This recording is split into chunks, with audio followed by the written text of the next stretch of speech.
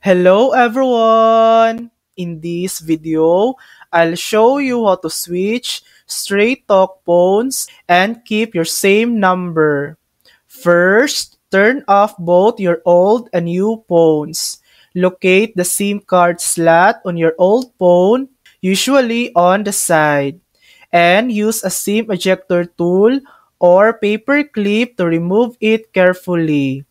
Next, insert the SIM card into the SIM slot of your new phone and make sure it clicks securely into place.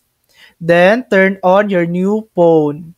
If it doesn't automatically connect to the Straight Talk network, go to Settings, then Network or Cellular, then Carrier Selection, and choose Straight Talk. Wait a few moments for your phone to detect the SIM and activate the service.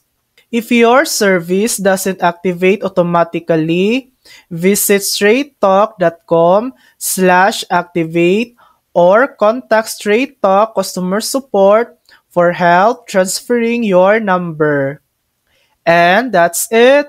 You've successfully switched your phone and keep your same number. Thanks for watching! If this video helped you, please like and subscribe for more helpful tutorials.